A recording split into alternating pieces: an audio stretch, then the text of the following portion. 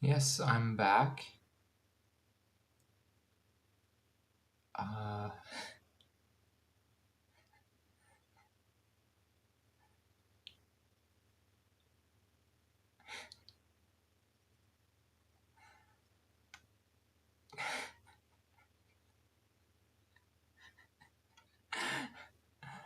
okay, so in order not to, okay, where were we? So we were trying to solve this question, part two,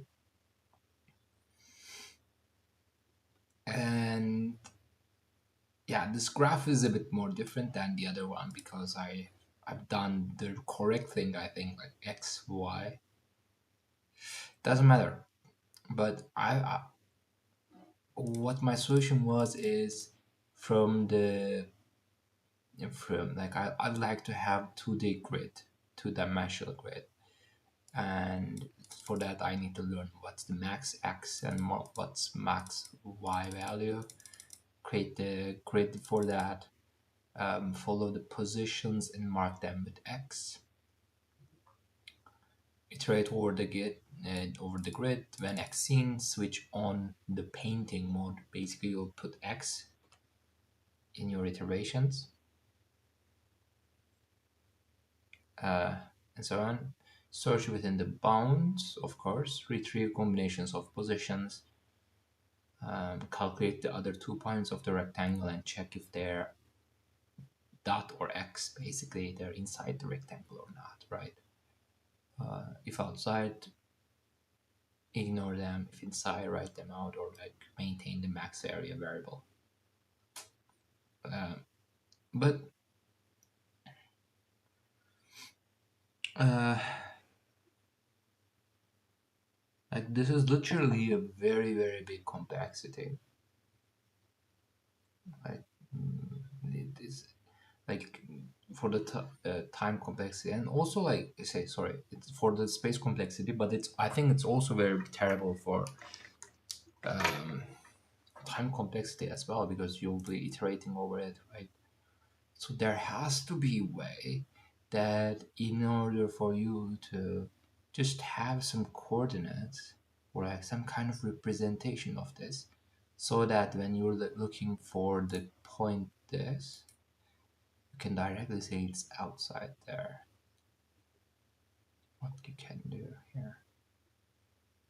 What can you do here?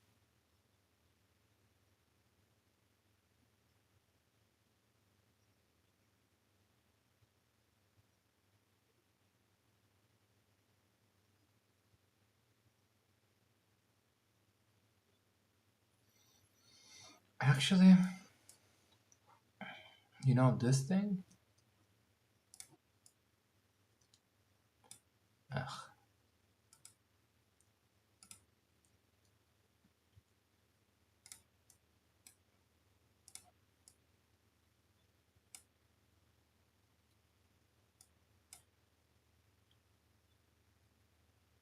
This is actually the way that you can move towards it. Like it's sorted in a way that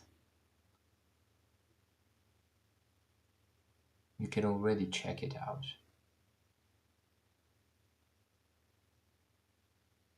Hmm.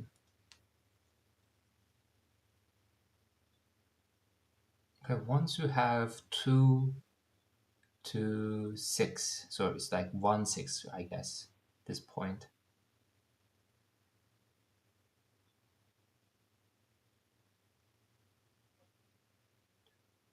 1 2 3 4 5 6 7 7 2.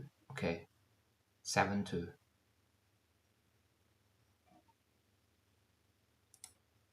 Sorry, it's 2 7. Perhaps you can check. Okay, is it here? You can check if this like it can be part of the rectangle.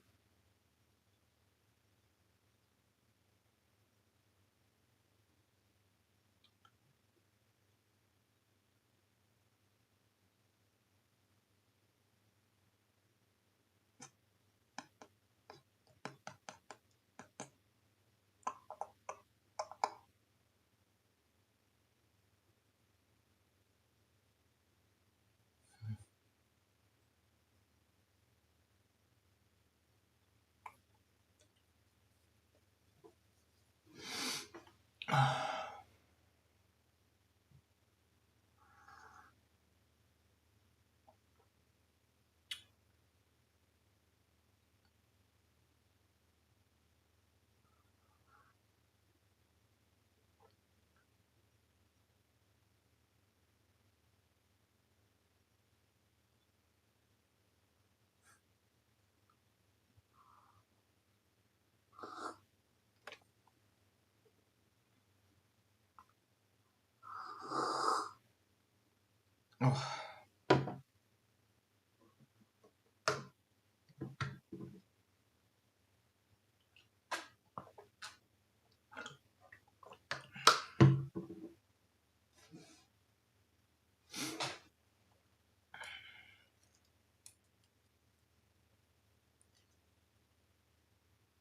yeah. I'm just not able to see it right now.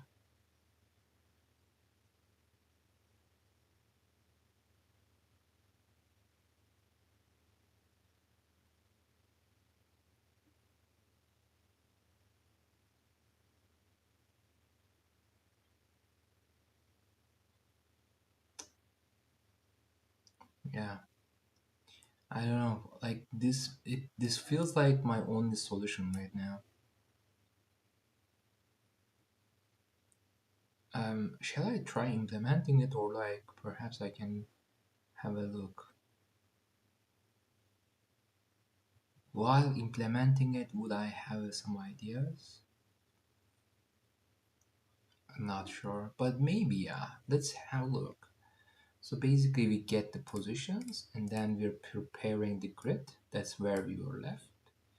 Prepare grid is basically you're going to paint the grid with the positions and like first initialize uh, grid and paint the borders. So given positions, you're going to get the max y and x. You can call get max x and y values,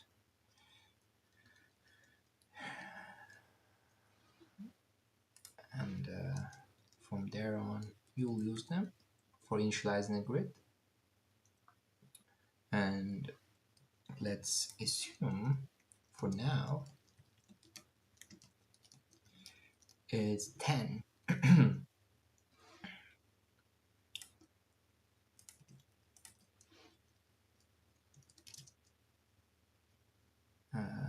It's a tuple of integer to integer and return 10 by 10.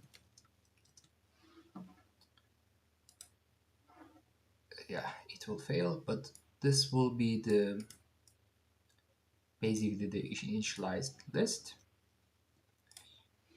Basically we like to have, I don't know, you can do max x, max y, 0, 0 for a position. Basically it's like position x, position y, and positions max x, max of max x, and position x, max y equals max of max position y. Then return max x, max y. Let's go.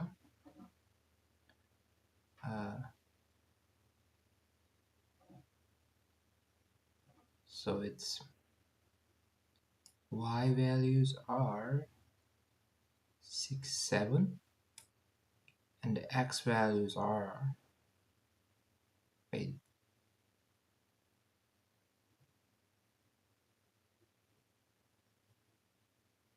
no, x values are like 7 values here.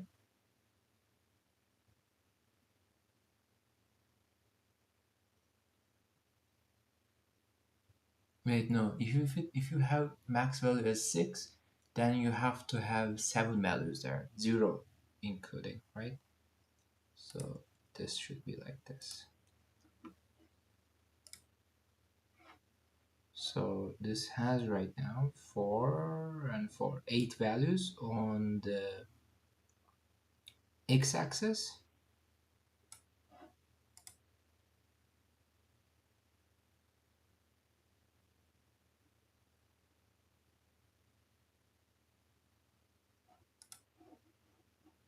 One, two, three, 4, 5, 6, 7,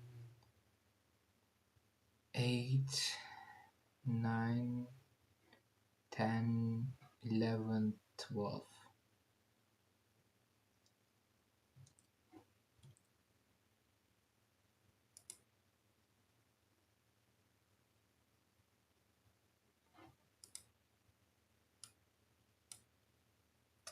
Yeah.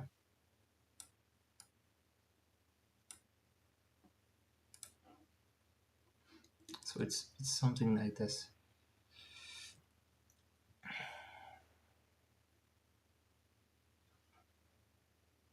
But yeah, it's a bit difficult to explain.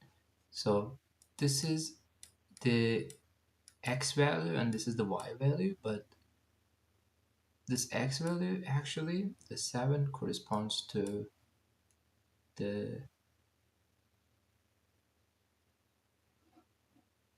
right? So when you stack these things up, they will appear something like this, and there comes this, and this comes here, you know, that kind of stuff. So um, how many items on this side will be determined by the first value. So you have to use max x here and max y here. Um,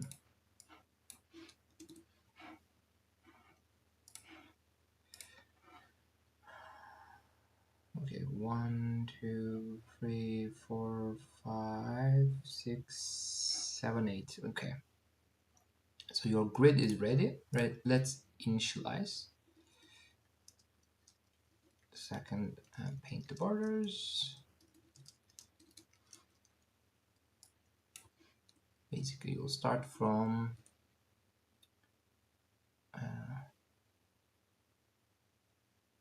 for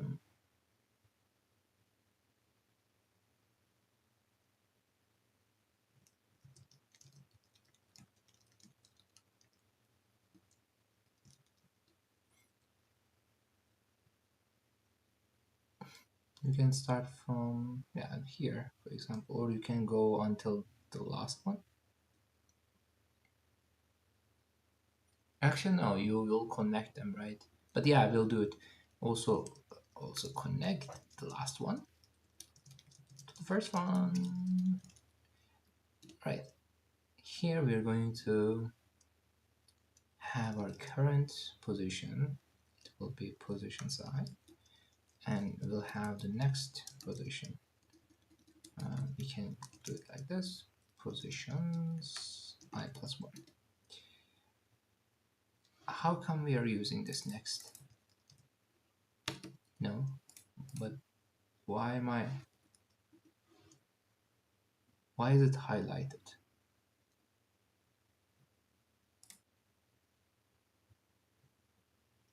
Who uses this? Interesting.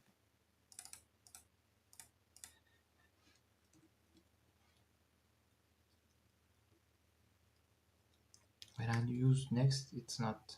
Yeah. Okay, so once you have next, uh, we can now we'll paint it, right?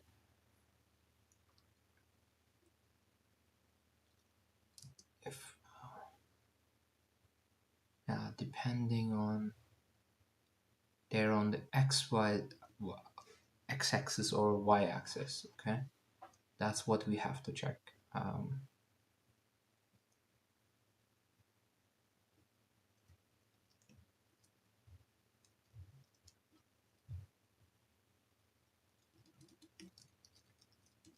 we can call this horizontal, for example. If curve 0 equals to next 0. Uh, mm, mm, mm, mm. It's like 7. 7 means they're actually vertical. Yeah. So we can do something like this. The other, like, if it's not horizontal, it's vertical. Okay. So we don't have to check that. So now we can, from here on, if it is horizontal, you're going to iterate on it. If it's horizontal, your inner index, you have to work towards the inner array, basically. So the start index will be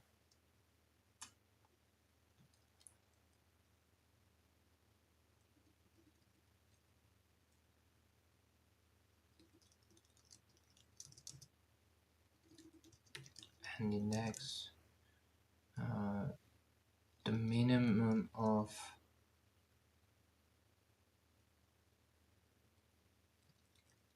car 0, next 0,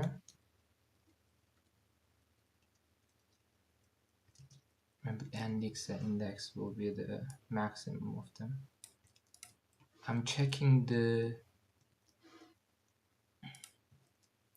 I think I have to check the second elements there, the y-axis one.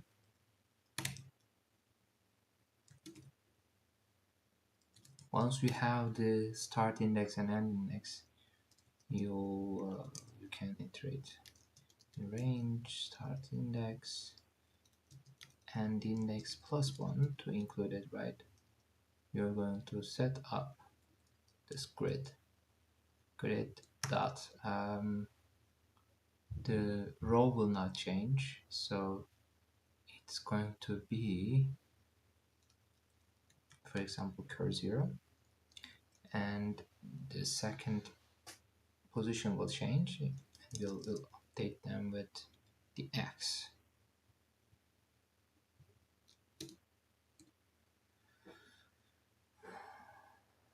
Okay, else, very similar thing. We'll be using 0 for we'll be using changing on the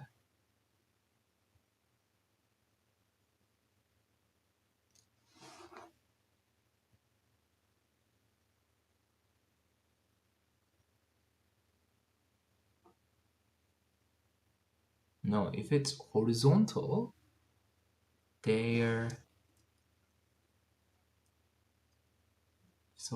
their x values will change, right?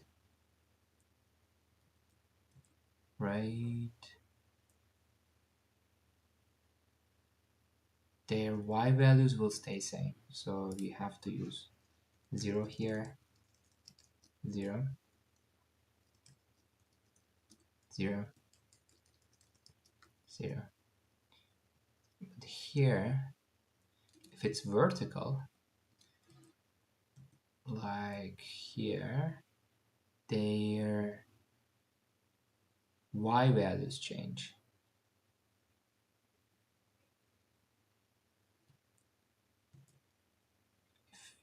So the starting index will be the minimum of their y values, and y values are at the second index. Yeah, x, y, right? So it should be okay. And in the horizontal case, in here, you would like to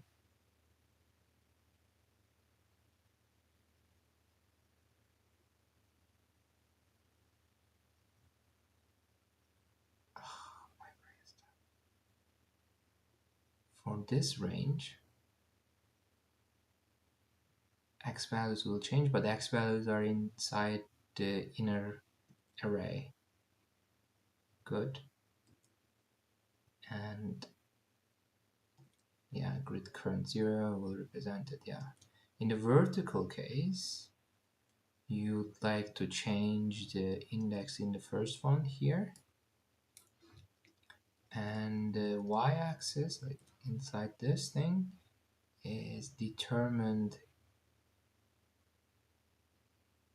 this so this row, you'll have different rows,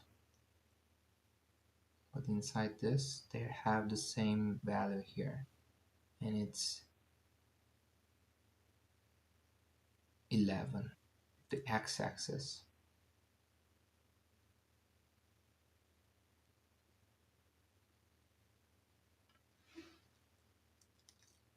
Right, but what about this then?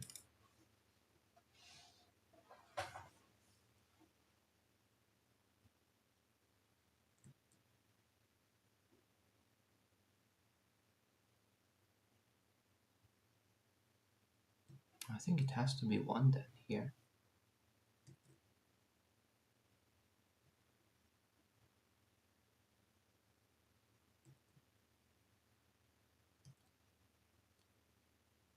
Yeah,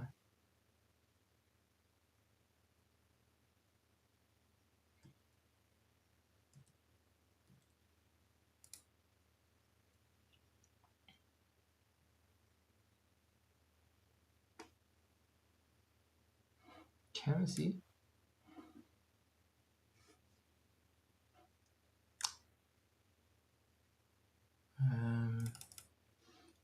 Maybe like for L in grid print L.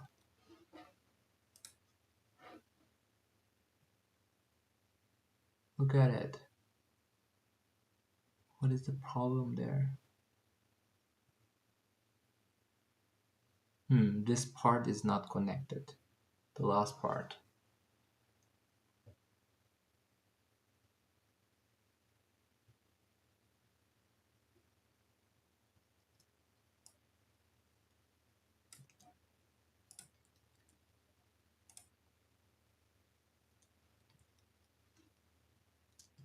Can we make this not repeat ourselves?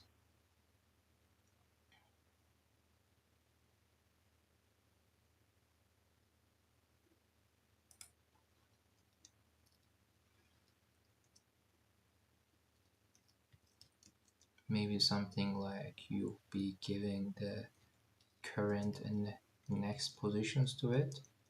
It will not return anything. It will do it in place. We'll just we're just going to pass this thing.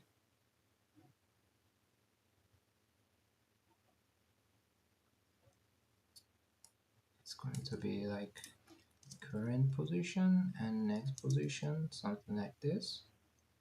And you're going to call it here paint. Yeah, cur next.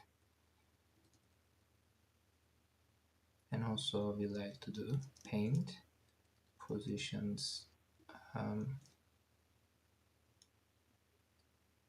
-1 to positions 0.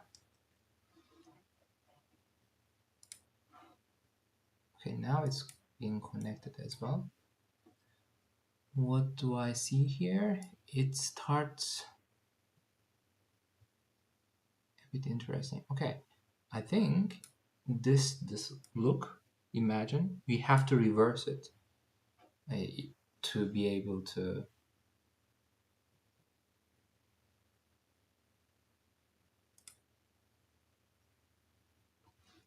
put something like this, reversed grid. Now look, this one now looks like our one, but it really doesn't matter how you print it. We're only interested in about the area. Okay, so now the grids is painted. Looks good.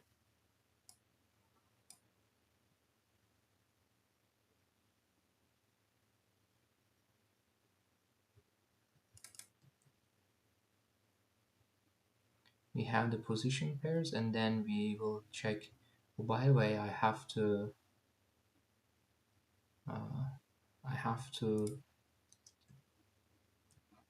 the grid is not 100% ready, right?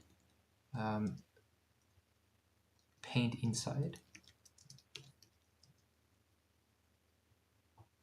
Mm,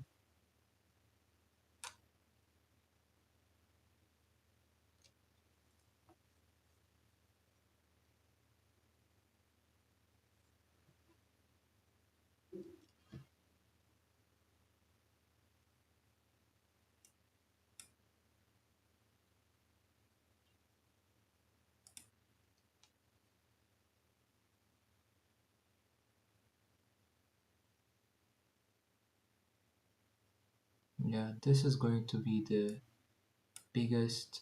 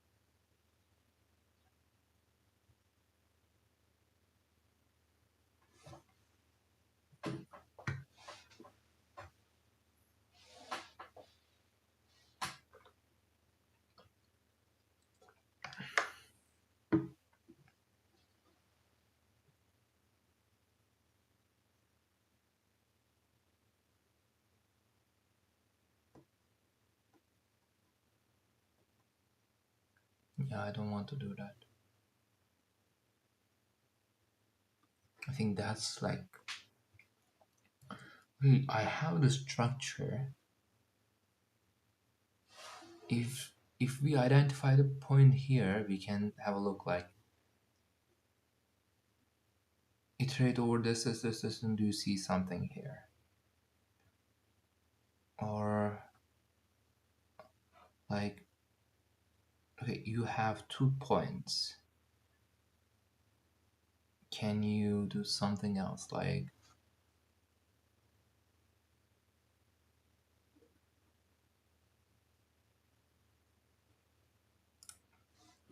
any kind of like, if I choose this points, this and this, I can check. Yeah, this thing. But that's really not the best way to do it as well. Like, what if it is something like this?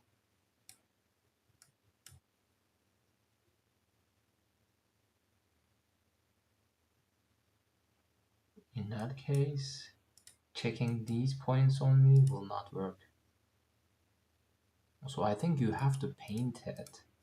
Once you painted it, you will just check if this dot is X or Y or something like that. I mean, I don't want to do this, but yeah, that seems to be the best option right now. We can, I don't know, we can start with, we can do it recursively. We can do it with X, Y, Z and stuff. Like we can, I don't know, you can, but the starting point, maybe you can start it from here, do it, do it, do it, do it, do it, that kind of stuff. But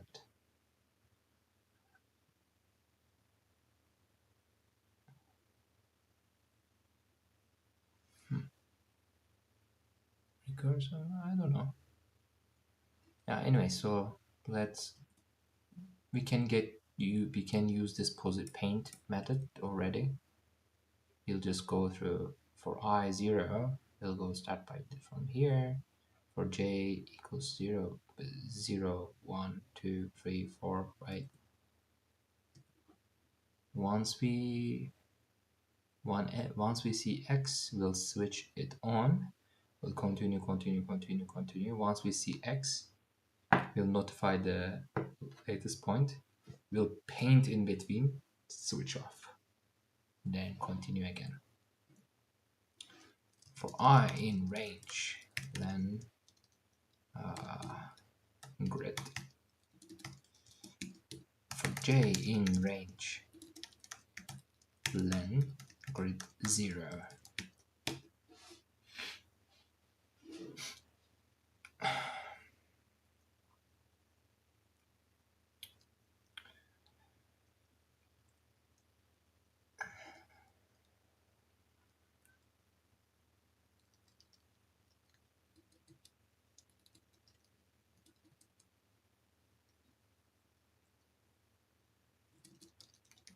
Paint false, or is paintable?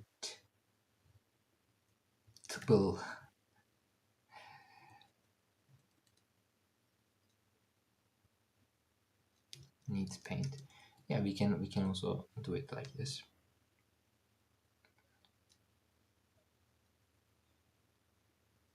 Grid I, so this is the current position that we have. If grid ij equals to x and needs paint is false, you like to start from here, needs paint,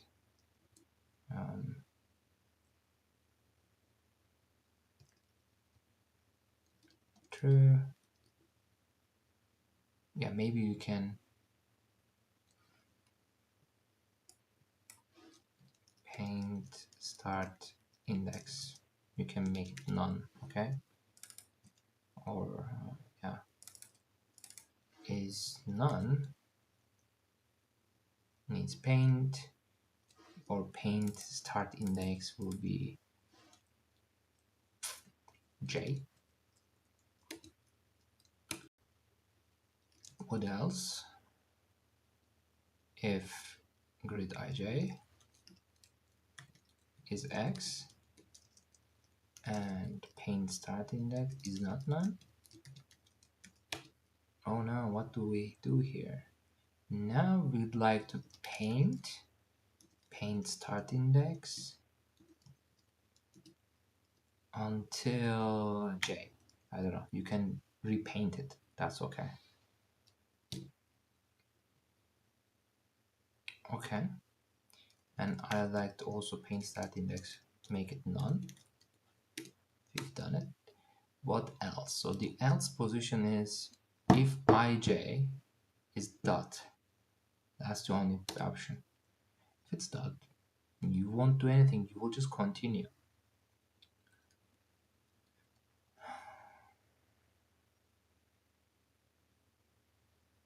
Yeah, I mean, you don't need to do that as well.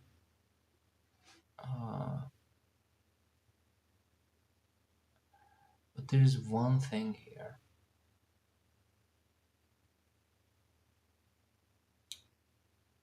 There's one thing that you need to take into account.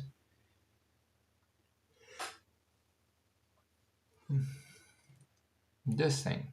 What if there were another point here? So like this, and then this. What do you do in that case?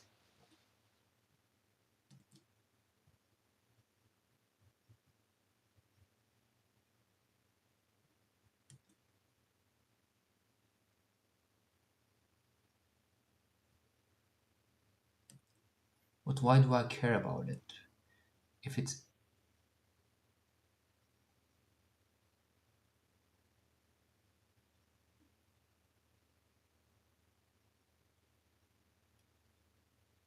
yeah, if it's X, it's already done, right? Independent of if you don't paint them, it's okay. It's already X already. Here, you switch it off.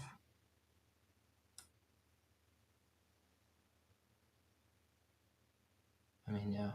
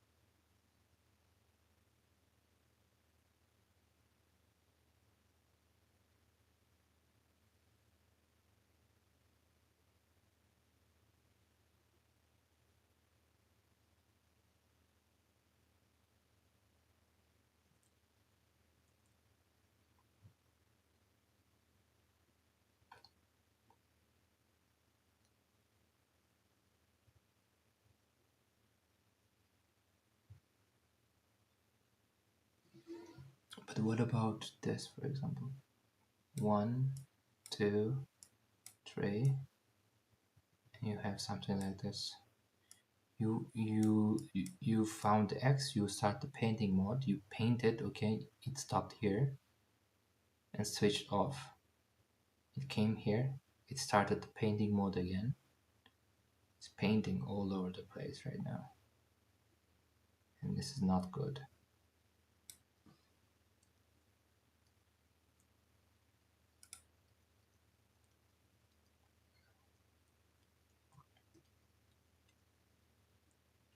How do we identify such cases?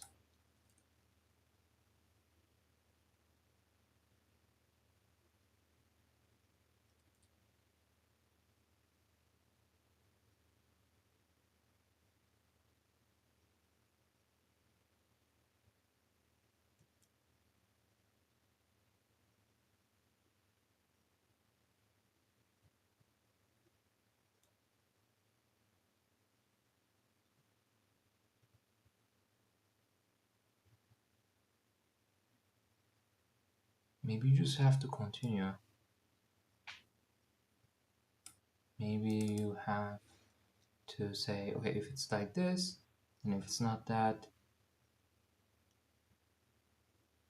yeah.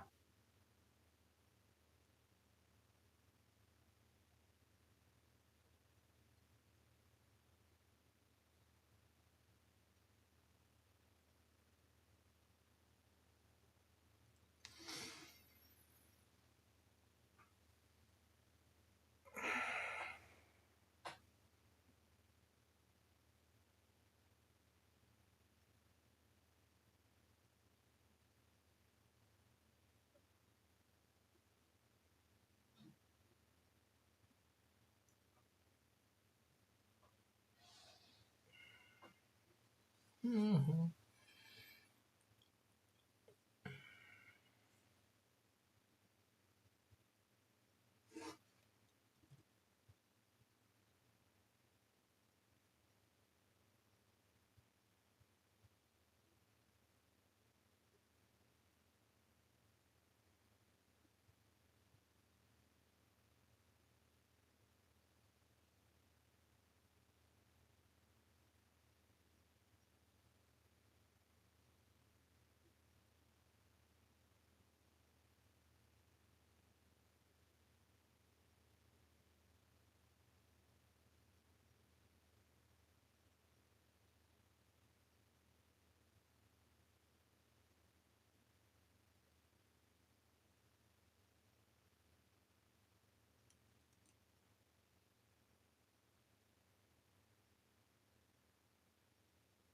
Yeah, it breaks unfortunately on the borders.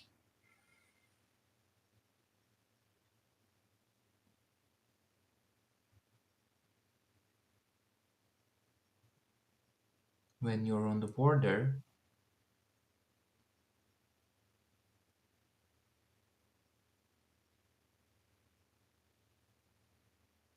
like if you're crossing path like this, that's perfectly okay. But if you're on this way, it's a bit, yeah, you can't use this approach. You also need to do this approach there.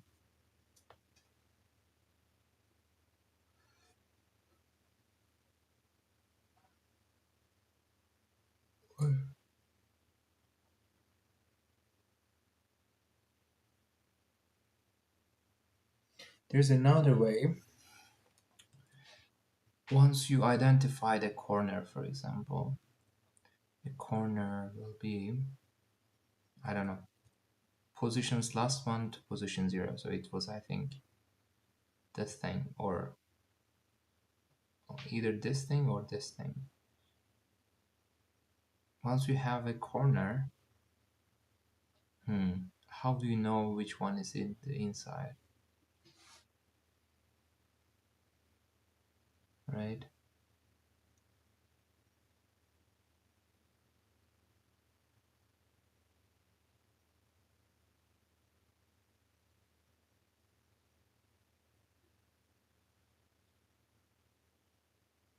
Like if I can determine a point here, somewhere here, from there on I can recursively fill everything up.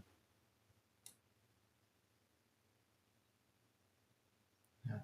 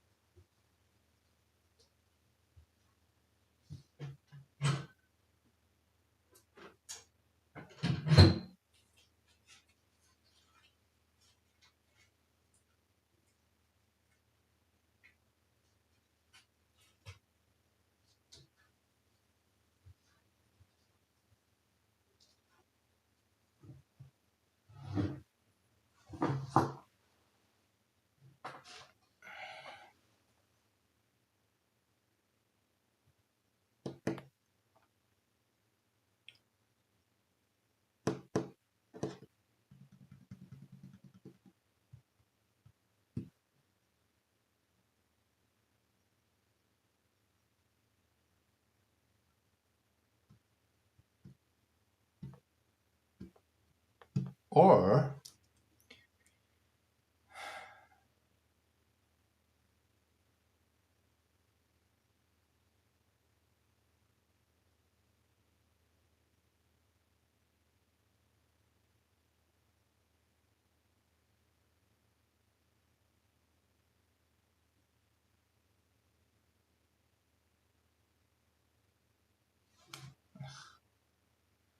or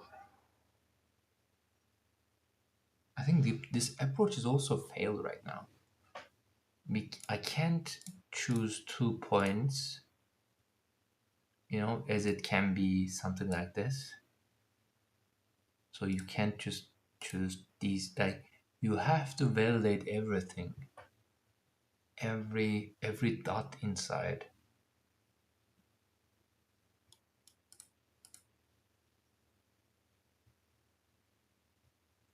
Should you just suppose to determine 2 points and then iterate over them to see if they're inside the grid or not? But that's a terrible idea. Oh my god.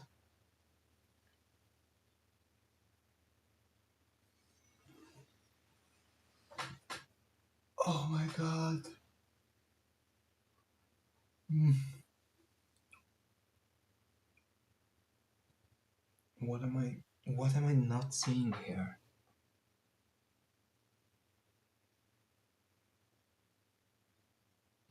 Okay, let's go back to question.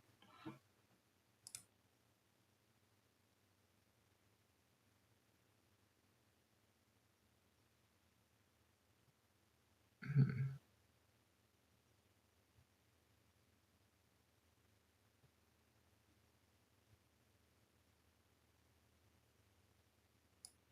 5 and 2 3.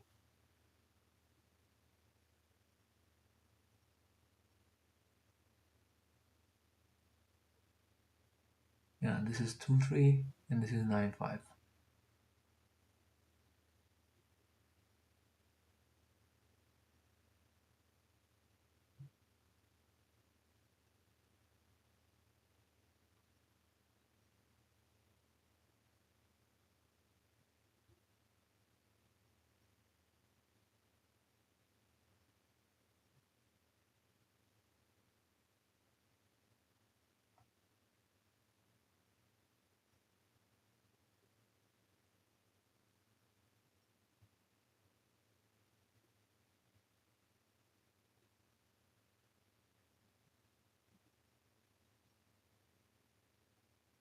Maybe you can decide to merge things. Like if you see this one and this one, you can merge them while getting the positions. Why not? In position pairs, get positions, sorry, here you have the positions, right? And then you can iterate over them one by one and say, okay, this position, I can merge it with this other thing that I have in my hand. But maybe it would be good idea to have them because it can, like, we don't want to reduce the possibility of our positions at our hand, but we only need to do it probably here in not here but in painting inside. Just merge positions together and then do this thing that you started to do. But once you paint it inside, what do you do then?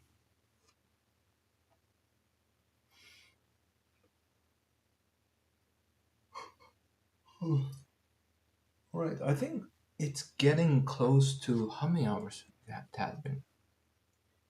This been 50 minutes? I tried to solve it 50 minutes as well in the first stream. I would like to learn about it. Uh,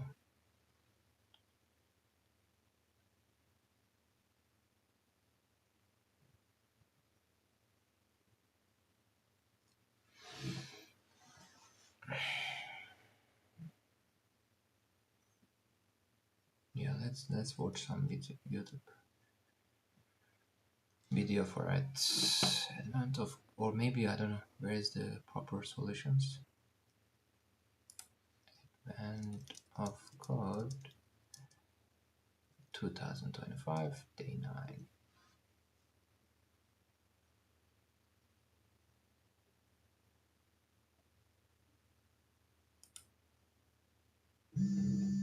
Keine Zeit für langes Schrubben? Nimm Ferimax Power mit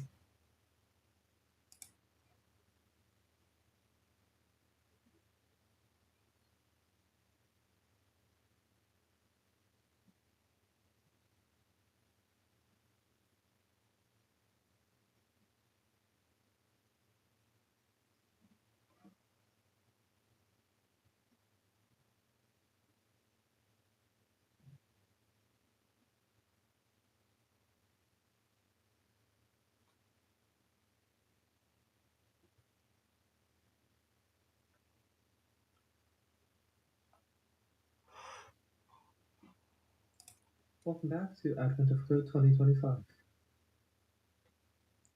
Okay, so today we have another grid problem. The input isn't given as a grid, but rather as a list of 2D coordinates, and these tiles are colored in red, and we want to find the largest rectangle that has red tiles for two of its opposite corners. So basically we want to take two tiles and construct a rectangle between them, and our goal is to find the largest possible rectangle by area. So we've been given a couple of examples of rectangles. The corners are able to be in the same row or the same column, in which case their width or height respectively is just 1. And the largest rectangle we can do with this input is these two corners with an area of 50. Okay, so I did not really find a better solution than brute forcing this, given the input size that is completely reasonable. In the real input, I only had just shy of 500 inputs, and so doing an ov n squared group over all possible pairs is completely reasonable. I initially tried heuristics like only looking at points that were only in the top or right or bottom or left, so no intermediate points like this, but unfortunately that doesn't work because if we have some example like this, then we might have a case where the largest possible rectangle is, say, here, but this point wouldn't be considered by that heuristic because it is not part of the bounding. Nice. Okay. So we can get the points that are red by taking each line and splitting it on commas. Wait, what? Open zero?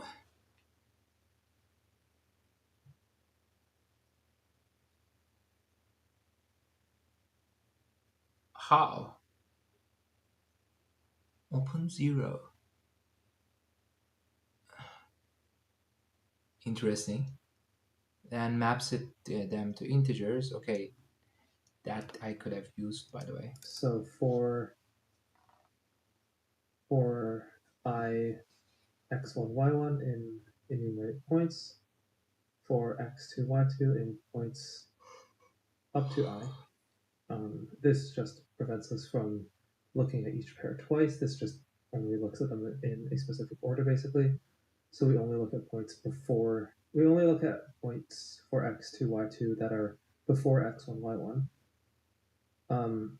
The area is just going to be the absolute difference between x1 and x2 plus 1 because we want the range to be inclusive. So like if x1 equals x2, then we want the total outcome to be 1. And then we multiply that by the absolute difference of y1 and y2 plus 1. And then we just need to find the max of that.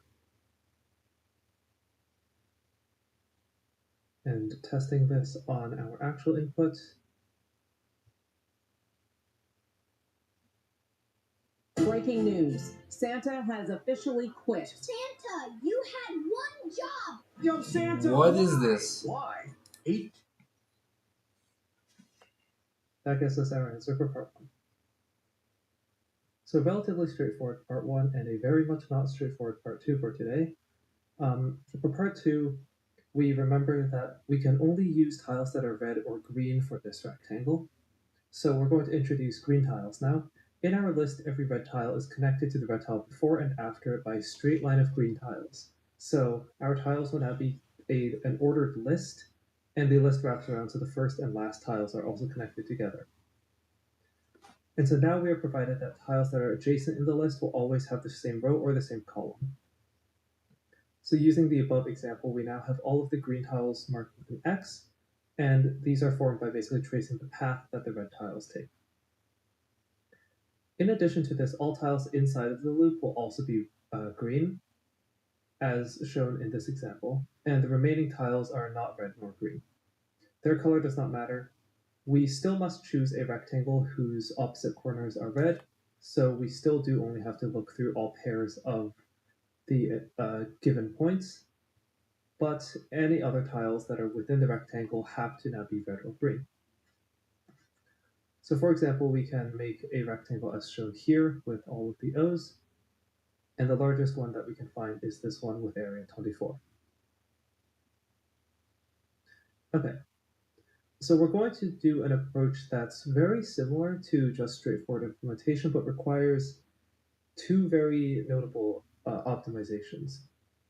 So we are essentially going to just actually construct the grid with all of the green tiles and red tiles, and then actually just fill in the area in between, and then just loop through all pairs of red tiles to find all the rectangles, and for each rectangle check if everything within it is red or green. However, the grid will be far too big if we attempt to do this, because the points are relatively spaced out, and so the scale would be too large.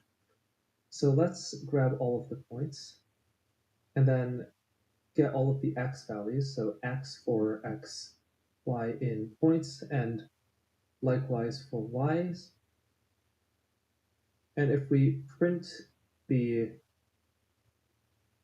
max xs and minus the min xs, and likewise for the y's. Too big. Breaking Oh my god. What's going on? We see that we have about 100,000 range in both the x and y directions, so if we tried to construct a grid of that size, we would have approximately on the order of magnitude of 10 billion elements in our matrix. And so that's clearly not going to work. So the first optimization we're going to employ is coordinate compression. So what coordinate compression basically is we note that a lot of the space in the actual underlying grid that we're attempting to optimize is going to be large rectangles of all the same tile. So for example, let's say we have an extraordinarily basic situation where we just have 4 points in our input and they just look like this. And let's say the distances between these two are extremely large values. It would be impossible to represent this as an alpha times beta grid, but what we can notice is that this is really just a 3x3 grid where the first row contains the top corners and the last row contains the bottom corners, and likewise for the first column and the second column. So this is essentially a 3x3 grid where this column has width 1, this column has width alpha, and this column also has width 1.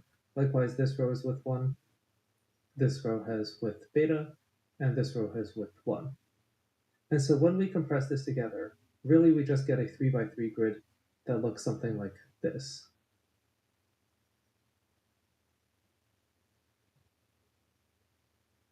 And so this is going to be optimal enough because the total size of our input is only approximately 500 coordinates.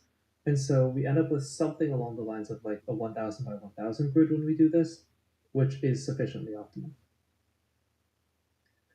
So the way we're going to do this is we're going to identify all of the columns and rows, or rather all of the x and y coordinates, wherein we have a point, and then we're going to construct a grid that only has as many rows and columns as needed, and then we will encode the size of each cell. So basically we will have all of the sizes for the rows and all of the sizes for the columns, such that when we later want to determine the area of this rectangle, we can just total the sum of each of these cells by finding the dimensions of each cell within it. So for example, for this cell, it would have compressed coordinate 1, 1, and its size would be a lookup to alpha times beta. So let's first identify all of the relevant x's and y's. So we'll use a set to prevent duplicates, and then we want these in order so that we can convert between compressed and decompressed coordinates. And so we will sort this set, which does turn it back into a list, but without duplicates. So we'll have something like this now. Let's go back to the example input. So for example, these are all the relevant x's. So if we go back to our example, we see that this x is at column 2, and then 7 9, 11. So those are the relevant x's, and these are the relevant y's. Okay. Now let's define a function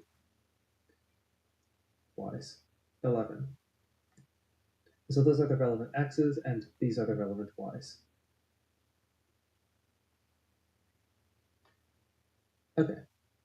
Now let's define a function that can determine the size of each row and each column. So what we're essentially going to do is for each of the x's within the points, within xs basically, it is going to be mapped to its index times 2, because our grid is going to alternate columns between a point column and a space column. Basically, a column that contains at least one of the red tiles, and a column that consists of the space between those tiles that consists of green tiles and colorless tiles. And so the columns at index 0, 2, 4, etc. correspond to the first x, the second x, the third x, and so on. And then the space in between does not correspond to any of the points because there are no points within the space columns. Feed that into the things.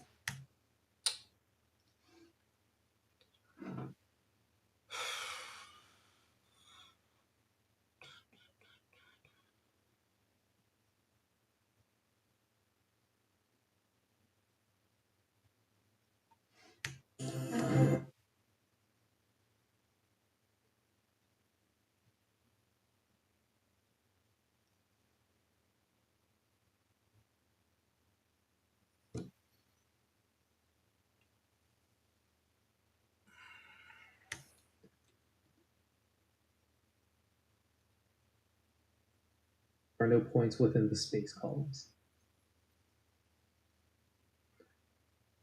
So we'll encode the x sizes and the y sizes, and these denote the space in between the rows and columns.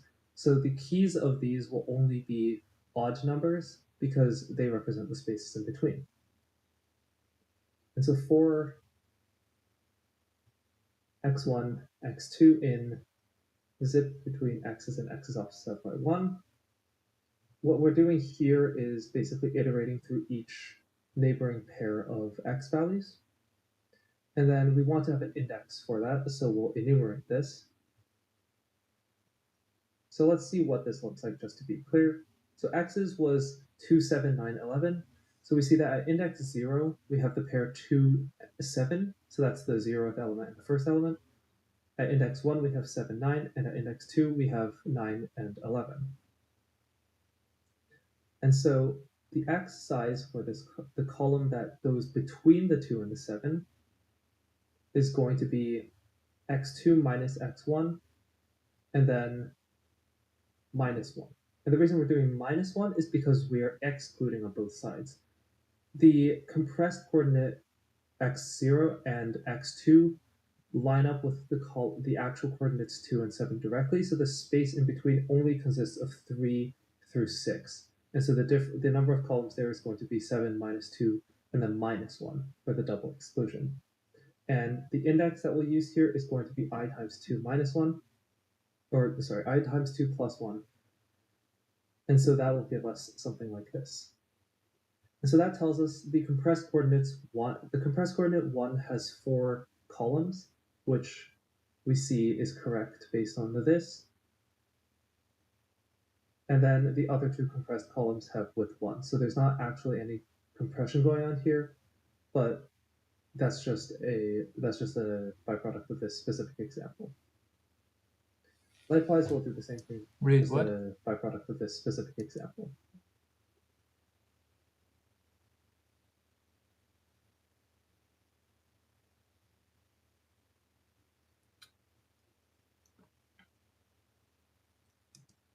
But that's just So we said it's 2,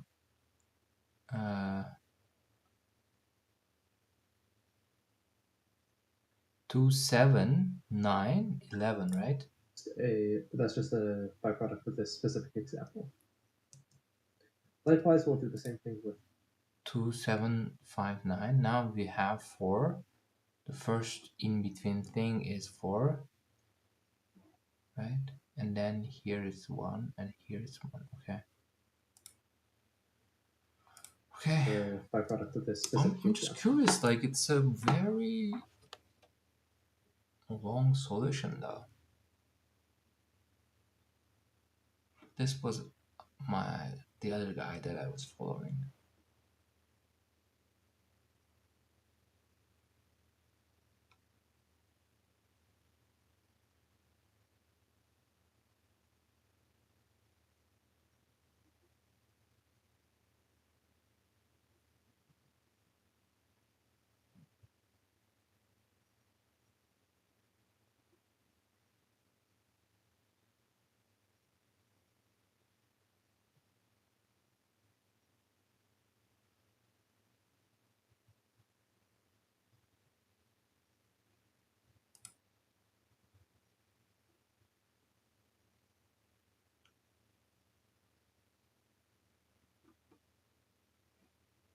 Okay, interesting.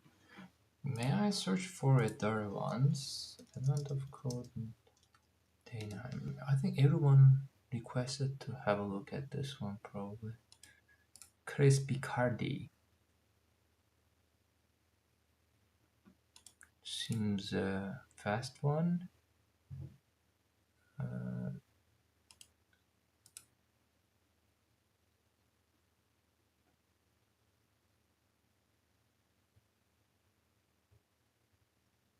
Only part 1. I'm sorry, man.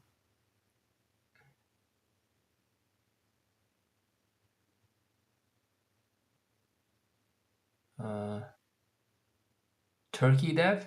Let's go.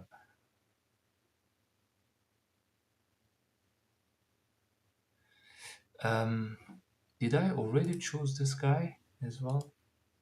Let's start with this one. Hello everyone, Dylan here, and although it is December 11th, welcome to Advent of Code Day 9, 2025 in Python. And sorry, but this is where the problem really picks up. So what do we got here? Well,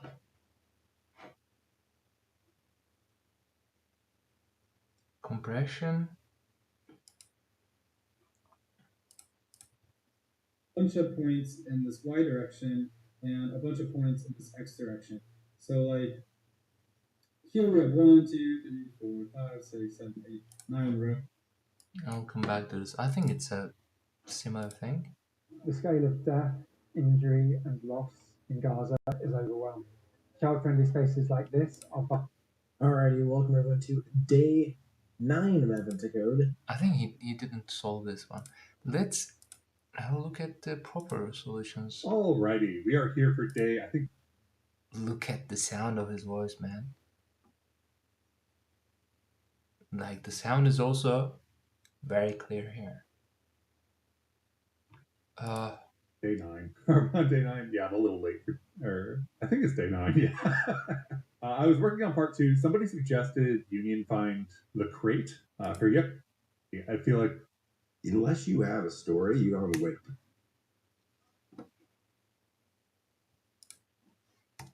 Too straightforward for part 1, for part 2 to be any ease at all. So let's check out. The elves just remembered they can only switch out tiles that are red or green, so your rectangle can only include red or green tiles. In your list, every red tile is connected to the red tile before and after it by a straight line of green tiles. The list wrap, so the first red tile is also connected to the last red tile. Oh, so this is an ordered list. Okay. Tiles that are adjacent in your list will always be on either side of the same row or the same column. That's nice. Using the same example as before, the tiles marked X would be green. In addition to all the tiles inside of the loop, all the tiles inside of the loop of red and green tiles are also green. Okay, the remaining tiles are never green nor red. So do we have one one big loop. The rectangle you chose still must have red tiles in the opposite corners, but any other tiles it includes must now be red or green. This significantly limits your options. For example, you can make a rectangle out of red and green tiles with an area of 15 between 7 and 3 and 11 and 1, or you can make a thin rectangle with an area. So we can only choose those corners, and we can only count if all of the interior tiles exist. We can't make a box that includes exterior. So we can't choose like this one and this one because that would create a box that includes this upper left area.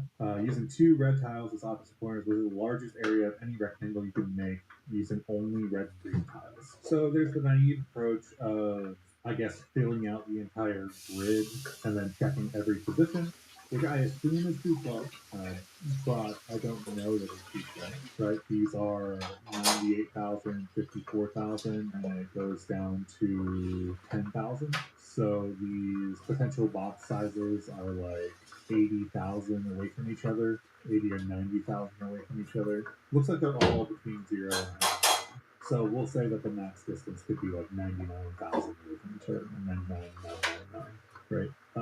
There are only 500 of them. So we kind of already established that checking every other position is not too expensive for us to do. We basically have to find all of the triangles, as far as I can tell, right? We need consecutive pairs of, or not consecutive pairs, but consecutive triplets, where if we mirror it, then that third position or sixth position, I guess, has to also be in range. So it has to land in between 2 items that are on either side of it, is really the answer there. I think technically speaking, all of them have to. Maybe I write some code to visualize what we have. Right, we only have right angles. We can basically create triangles from any 3. So where's our full, right? So if we take this and then vertical here, then we end up with this box where the top left triangle defines this box. And because that is between these 2 in the sequence on the same X value, then this is a valid box. But actually, wait, did I scroll up too high? I just scrolled up too high. Okay. Got to make sure to not read part 1 while I'm deciding on how to do part 2. So we have to do it in a place where we have these vertices effectively, which means that I think that this column doesn't count. So all the corners we use all have to be identified. So doing that kind of mirroring, I think, works. We might still have problems with filtering out. But I think the way the problem is set up is basically like if we have this triangle and we mirror that triangle to the other position, then we really only need to test if one position is between 2 other positions. I guess it technically has to be consecutive as well, which I think covers us in the case where it would like turn in or something like that, using 2 red tiles as opposite corners. It says 2 red tiles as opposite corners, but it doesn't say anything about this triangle situation, right? And it only gives us also singular like columns. I'm just going to kind of assume are not going to be the one that gets us the max area for the moment. There's no example that doesn't use. I don't think that it's guaranteed that you would have the triangle. I can come up with a situation in which if you had like a giant plus sign, right? Right. Let's say, I don't know. It's hard to select these. If we had a situation where I'm just going to ignore what's actually here. If we let me get a color that people can actually see. We had a plus sign that looked something like this, right? Then theoretically we would have like vertex here, and then if we had alternated vertices here and here, then this is a valid box with 2 vertices that is within the area but does not contain a third vertex, right? Because technically speaking, like this could run like from here down here, over here, here, through up, down, over. Like this could be the shape, this blue shape, at which point we would have those two vertex and only those two vertexes. And the heuristic for if they are between sequentials would not work. I think, unfortunately, this is just going to become a matter of checking all the cases. We know, like, the area already, and we just need to figure out the rules list at that point. So we only have vertical and horizontal edges, which means that, and I really don't like the idea that we're just going to have to come up with a bunch of rule sets. So, I don't think just detecting whether we're on the inside of this or not is enough. We could get all the areas and sort them and start with the biggest area. We could do the calculation for everything. I think calculating the areas is probably fast, and then iterating in reverse max order gives us at least the ability to cull the amount of work we would have to do. Remember, these are like 10, 50, 80,000 long lines. Like what I have here is like 5 long, 6 long, 7 long, whatever it is. There's two things that I can think of because we are kind of like including this border in our area. The vertexes can be on that border if they are right. We've already picked two that are on the border, so we don't need to check those. We do need to check the other two and see if they're inside. I think we also need to cull if anything in between is outside. This is going to be a bad example here, so maybe can I clear this somehow? So if we do like this, why is that so small now? So if we like pick these two, then we I like the guy's explanation. It's just And, like uh, very chill. He knows what he's doing. He's explaining the thought process clearly and what it's not working for. But I'm curious how he will end up. One thing I've noticed myself not doing is I didn't check. Like my solution assumed will be fine with respect to space complexity. It assumed just like that, but in reality, the differences, like the whole thing will be 10 billion entries basically in our 10 billion entries in our 2D grid. So it's quite a big thing. So probably it wouldn't be running or something would happen in my implementation, even if I implemented it. These guys are aware of this, I think. And also part of this thing is like I'm live streaming and they're both good at this thing and they are like recording it later on after solving them. with two quick checks, right? If either of these other corners are not on, or whatever algorithm we choose to use here, if they're outside, then we're done, which is good. I feel like I can't really figure out a way to adjust. So let's talk about the like algorithm that we could do here, right? If this is all green stuff, right? So this is our square. If we have a position, let's do this in blue. If we have a position, right, arbitrary position, and we want to tell if that position is inside or outside this rectangle, if we basically cast a ray towards it, then we've crossed the line once, which means that we're inside. If we were testing this spot up here and we cast a line from the bottom for some reason, we would cross two, and because that number is even, then this is outside and thus wouldn't count. So the only case in which that breaks down is if we cross this line, I guess, which needs to be handled specially, right? Because technically we go here, we're in, and we don't really cross another, we're just on. So we have to determine whether we are on a line that we're traveling on, basically, right? Like the one on the right crosses over, it enters and exits on the next, but this one enters and then exits like multiple later, and theoretically we could have something like this, which would mean that we are on here. And I guess we always have to be on the edge in this case, in this problem setup. So if we are on a vertex and we're moving off, then we also add one. And then this would also be a vertex in this spot right here. So we would add another one. and be back inside. So it's just managing all those rules for the constraints that they specifically gave us. And if we do it that way, we would have to find all the lines and basically do a bunch of intersections. I guess at that point we have like a bunch of ranges, right? X ranges or Y ranges. And if we set those up in a data structure that allows us to easily access them for any given point, which I'm not sure we can really do. I guess I could store it twice. The ranges aren't going to be that interesting or difficult. So we could do like the X set, which would be all the horizontal lines, and the Y set, which would be all the vertical lines. And those ranges would be from here to here, right? X range, here to here, here to here, here to here, here to here. I'm ignoring this extra thing that I stuck on. And then Y ranges are these. And for like the raycast, so to speak, we would just have to track about whether we've hit a vertex or not, or one of the ends of the ranges. If we've hit an end range, we can skip straight up. It just feels edge casey, and I don't want to write it. So the thing that I'm talking about doing here, I zoned out. Let's go.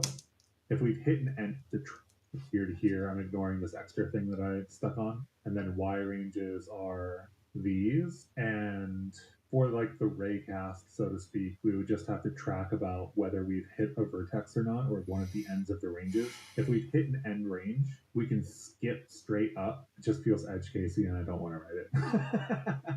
So the thing that I'm talking about doing here is called point and polygon. Specifically, I'm talking about the raycasting algorithm, where if you end up, like we said here, if you end up crossing a barrier, then the number is odd, and therefore you are inside. I love computer science.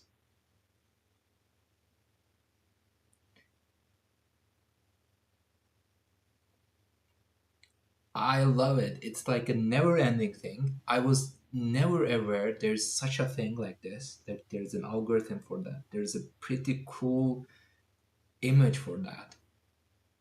And it's like a never-ending field. Huge information space.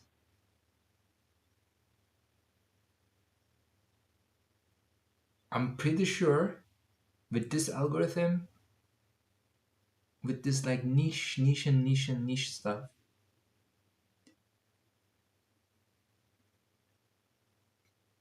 it can be probably a game changer in some problem space. Like literally a game changer. Like huge impact. I'm pretty sure. Like here, we're solving questions, but here, I don't know, man. That's just super interesting.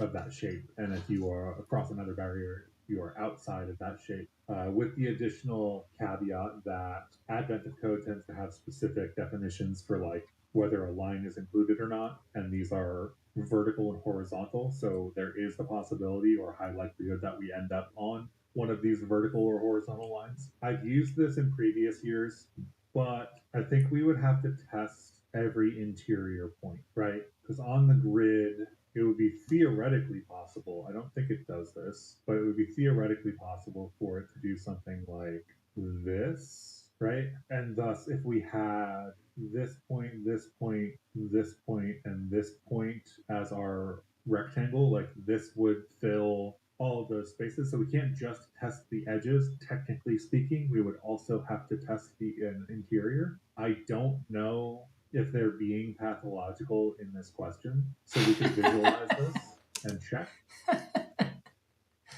But you see how we would have to like test the yellow point, which means testing every point inside of the box, which I think is a significant amount of points, right? If we're looking for the biggest area, let's just find out what the biggest area actually is, right? Let's run part 2 and print out something that hopefully, there we go. So 1, 2, 3, 4, 5, 6, 7, 8, 9, 10. So was that 4.7 billion points for our biggest area? So we would have to run this algorithm for that, which means that we are doing quite a significant amount of work to check that if we have to check every interior point. So I really want to avoid checking like 5 billion points to see if they're inside. I don't think we're going to end up with this pathological case, so maybe we could just skip it. Maybe I should visualize this first, but like this shape, judging from the rules of how this problem was laid out, is a possibility to exist. Like there can be this interior gap, if you will, and this interior square would be the biggest area, but it would not fit. It would not be considered inside. I don't think there's anything in the problem setup that says that this like only turns left or something like that. The list wraps tiles that are adjacent near this wall is beyond either on the same row or the same column. Making the shape isn't an issue, we just follow it around. Figuring out if a single point is inside is not an issue because we can just do a raycast. Doing 5 billion raycasts sounds like too many raycasts, especially to check one of the options. So we convert and we write a compute shader. No. There's got to be a better analytical solution. You have to pick two of the vertices. I'm just going to keep calling them vertexes because like this is a geometry problem. There's no limits on what this thing can do. It can turn in any direction, which makes it really awkward and makes it so that we kind of have to do the full pointed polygon algorithm. 5 billion just seems like too many to do, especially for, I don't know, the 500 that we're doing it on. Wait, that 5 billion number sounds suspicious. Is that actually what we needed? We did area, we got the max. Okay, it is the area. I kind of just want to find out which one that is. So we're looking at 83,000 to 14,405, which is, with spaces required, the right number. Oh, this guy is writing Rust code. This is Rust.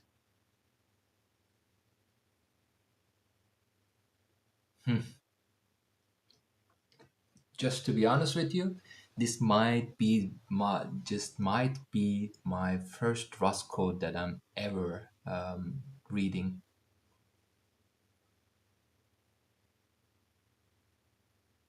Is it Rust code really? Yeah, I think so.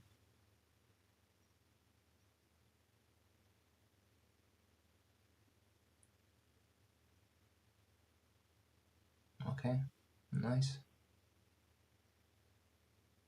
So 4.7 billion test for this does not sound like what we should be doing. I guess technically speaking, we only have to check them all if all of them are in, and we could par iter this with Rayon to make it happen quickly. If it's on one of the ranges, then it's in by definition. So we could do a range check, backing up to point and polygon, early exiting if we find any of them that are not in. I feel like I'm caring about the edge cases a little bit too much. I feel like they're not going to do what I think they're going to do. There's just nothing in the problem that says that they aren't going to. Right? Like the way the problem is set up, if I read this generically, this is basically like a game of Snake, and a game of Snake can be in so many board filling orientations. I feel like this is going to turn out to be one of those puzzles where people who skip the entire implementation of figuring out if the interior points are inside are going to be rewarded for it. I just don't want. By the way, interestingly, this guy is solving the problem right now, I believe. He doesn't know the question's answer yet. I write all the code and then find out that's not true. Okay, I am just too curious, so I'm going to visualize this. Okay, hopefully this recording actually works. My first recording cut off, which you'll probably see. My second recording didn't record anything but the initial screen on which I started the recording on, which was great. So I lost all of that. And now we are at the point at which I have solved the problem. And I'm going to go back and explain what I figured out and how I figured it out. Because basically that cut off all of the visualization that I did. So I have the answer for part 2 here. I think, if I remember correctly, that the first recording cut off right when I started talking about doing the visualization. So if we run the visualization, I have since updated it to make it show the appropriate visualization in the center of the screen. This is using Bevy. Bevy is very cool. But you can see the Death Star that this is. If you're unfamiliar with Bevy, it's a whole game engine thing. I've got a startup system and an update system. Everything else is kind of ignorable. We've got the nom parser that we used to pull in the IVEC2s, at which point I just include stir instead of using the asset system or anything like that, parse it, we get some vecs, we store those vecs for operation on later, and then I set up a camera with some hard-coded values that I reverse engineered from the input. So the input has numbers from like 0 to 100,000, right? And if you're choosing these as x coordinates, y coordinates, that means everything's going to be in This the is super positive cool. xy quadrant. So I just set those to the size of the window, and I set the center of the camera. This guy rocks. To be at 50,000 in both, which happens to center the circle because it is a circle. And then we just draw a bunch of gizmos for all the positions. For every position, sequentially, we draw gizmos. So all of these individual lines that you're seeing here are all of the individual lines that show up for the like steps. And the key insight here that I was looking at was, first of all, this is a circle. So we don't really have complicated geometry and thus don't really need to do point and polygon. This can become a massively simplified problem because of the nature of the structure, which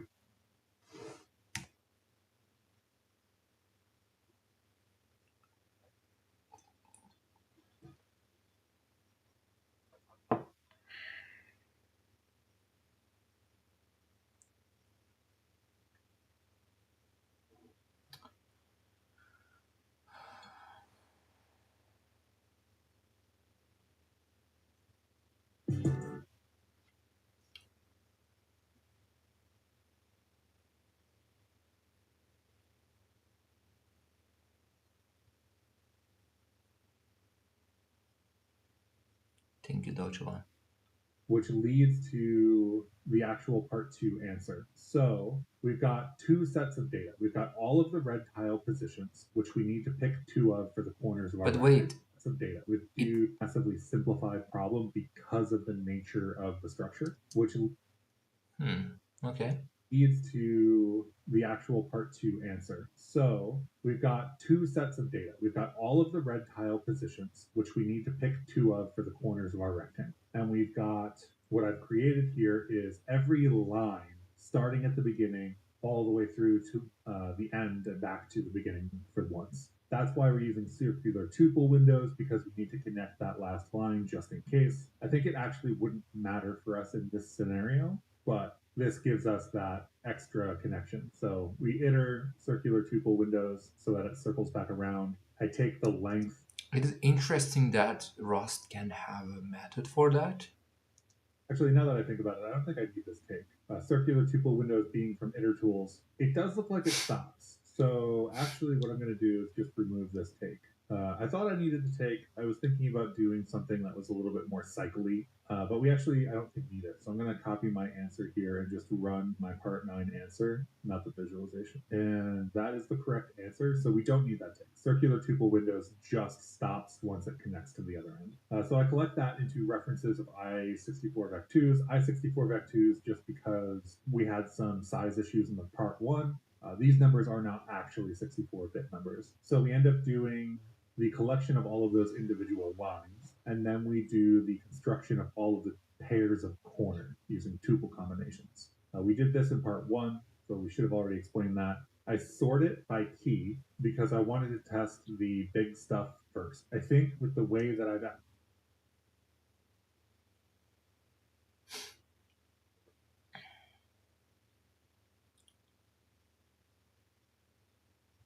But I don't understand.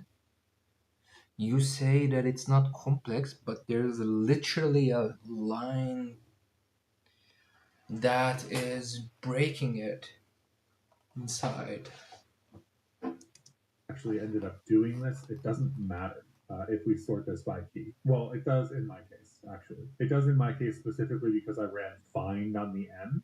And we're not doing like a filter for all of them and then maxing or something like that. So you probably don't need this sort, but you would have to change and not use this find, for example. I basically pre-sorted all the areas, reversed it so that the big one's in front, and then I'm finding the first one that matches these conditions. So we end up with both corners, A and B, for our rectangle, and all the lines that we created from all the point-to-point transitions around the circle. For every line, given 2 corners, right? For every line, we compare that line to the lines that construct this rectangle. So we end up checking for if the line is greater than or equal to the maximum right-hand side of the rectangle, right? So if the line is to the right of the right-hand side of the rectangle, if the line is to the left of the left-hand side of the rectangle, if it's to the top of the above, if it's to the bottom of the below, and so on and so forth. We do all those 4 checks and return that truthy value, and that truthy value defines whether the lines in this particular problem cause an issue for the rectangle. So I was able to get away from trying to do a pointed polygon and trying to test all of the positions by just testing to see if any line intersected, and not intersected. Wait.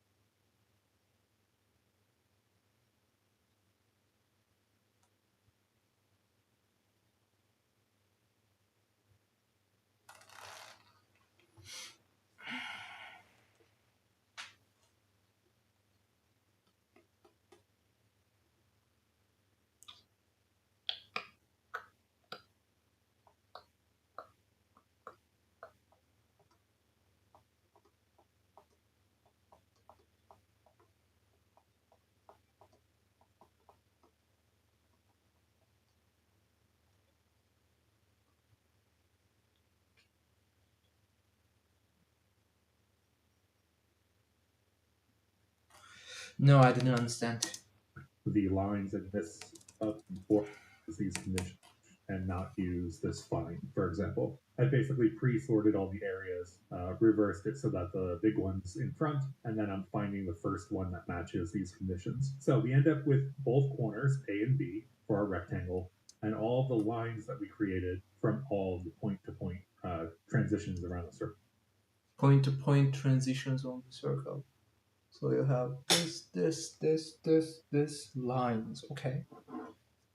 For every line, given 2 corners, right? For every line, we compare that line to the lines that construct this rectangle. So we For every line, we compare it to the lines that construct this rectangle.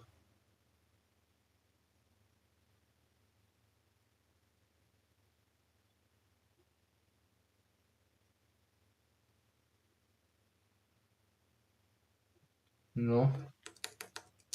pre-sorted all the areas, reversed it so that the big one's in front, and then I'm finding the first one that matches these conditions. So we end up with both corners, A and B, for our rectangle, and all the lines that we created from all of the point-to-point transitions around the circle. For every line, given 2 corners, right? For every line, we compare that line to the lines that construct this rectangle. So I mean, we didn't construct the rectangle right now. How? Like, how? end up checking for if the line is greater than or equal to the maximum right-hand side of the rectangle, right? Okay. Line. And how can you compare line to the position? So if the line is to the right of the right-hand side of the rectangle,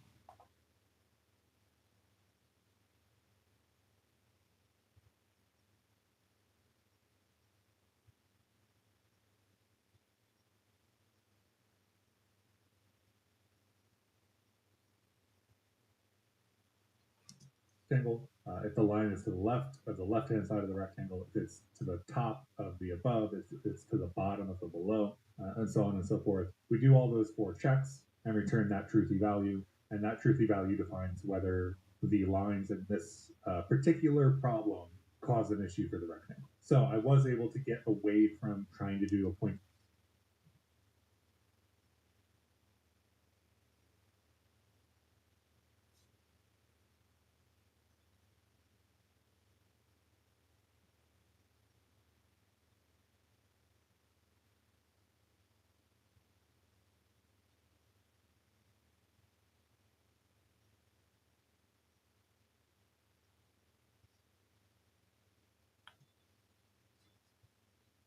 Do you do that? AV, like this thing. This is the line. And you check. But how? Polygon and trying to test all of the positions by just testing to see if any line intersected. And not intersected technically. I did try to actually write an intersect. Unfortunately, that's in the dead footage that got cut here. I did actually try to write line segment intersection. Didn't end up getting it to work. Came back to it, thought it through again, went with something simpler. But I'm pretty happy ending up with this. I was going to be pretty unhappy if we had to do a brute force of the 5 billion points in the rectangle for some reason. So that's it for today, and I will catch you in the next one. Have a great rest of your day. Your wallet sucks. That's why we invented You the Riz suck. wallet. Hey, I'm Daniel, Get one of the rid founders of Riz. my computer.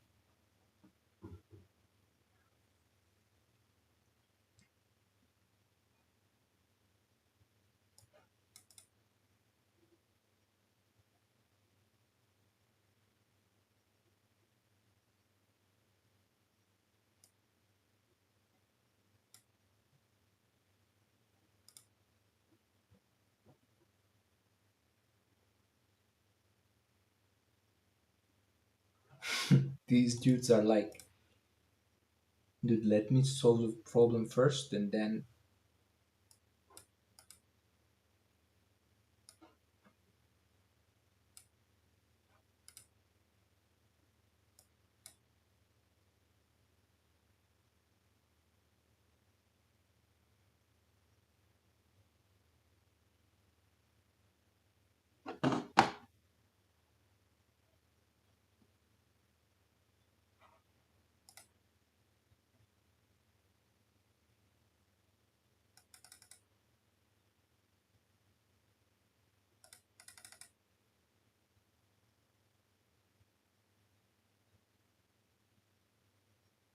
Okay.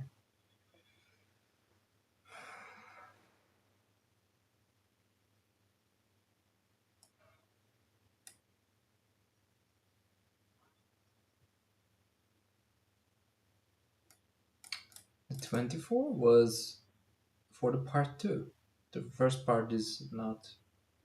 So for 24.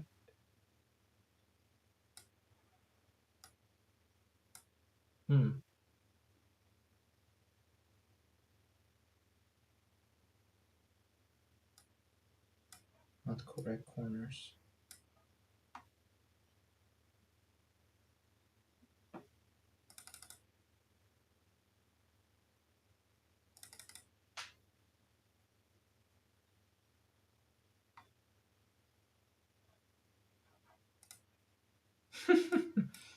Look at how fast Rust is.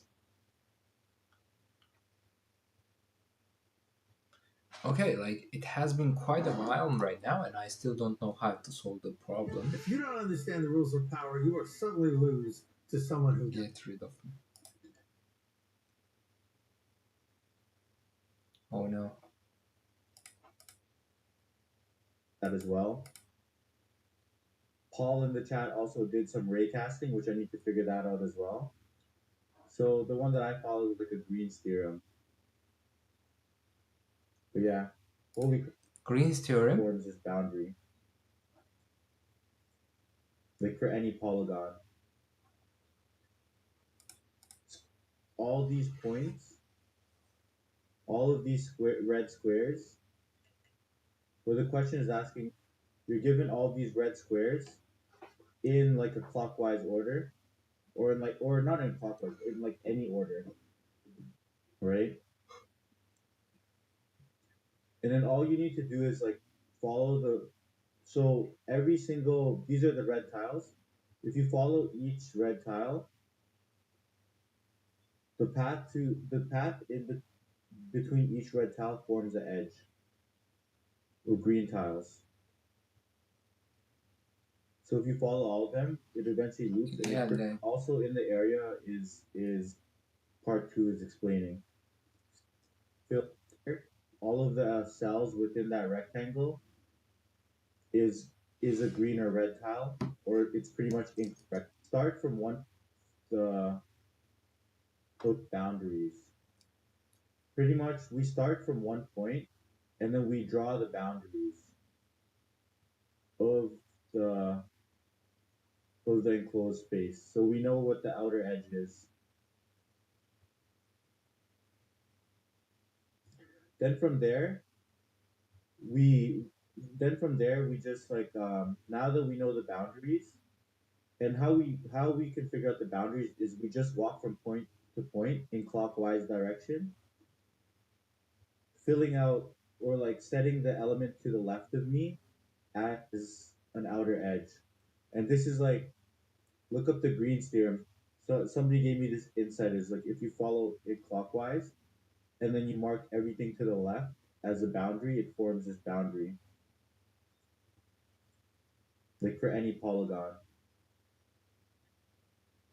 So now all you need to do is like find for every rectangle, compare those rectangles, and then just see if any, and then walk the rectangle's edges, and if you are walking any of the rectangle's edges and you see the outside boundary, you know that like it can't be part of the solution, because like part of it is out of the rectangle and you need something whose every element is inside of like the enclosed space. Yeah, but the thing here is, as the other video says, like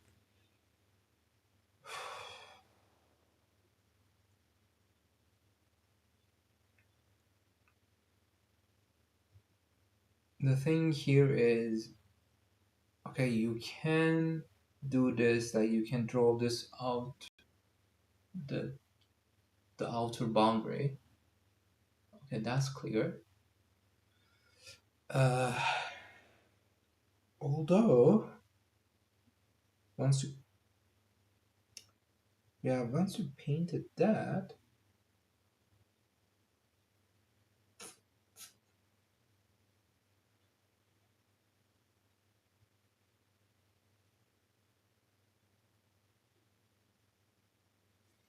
how do you determine if you pass through it? You have to work towards every dot there. So that's the problem.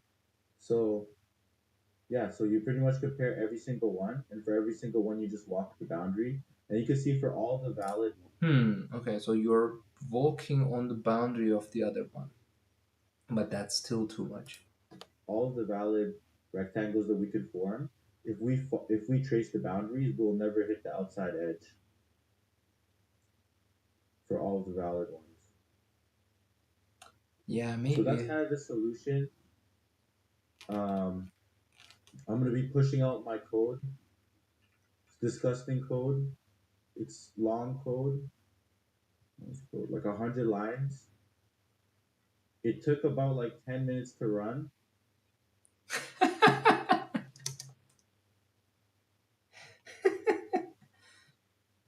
But it works. Yeah, that's the important part. Yeah. Day 9, part 2. I'll push up my code. But that's kind of the intuition. There's like other ways that people were solving it before. Like GPT was suggesting like doing a compression flood fill, and other people in the chat also did that as well. Paul in the chat also did some raycasting, which I need to figure that out as well. So the one that I followed was like a Green's theorem.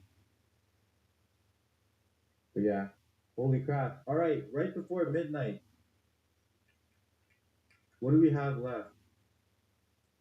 This is the best we've ever done at Advent of Code. We have 21 out of 22 stars. This year we're going to get all the stars. And it's all because everyone has been helping out. All right, I'll catch you all tomorrow. Thanks for tuning in. Nice. Hey, everybody, this is Larry. This is.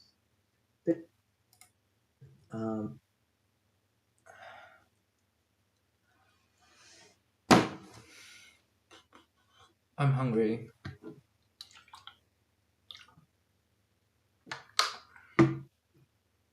Yeah, I still don't know how to solve this. This green stair, maybe, yeah.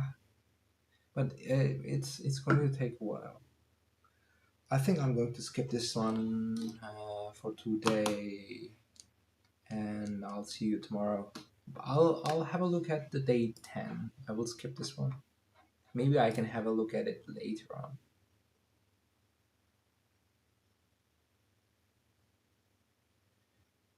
I think I'm able to solve it, right? I can still solve them. Good.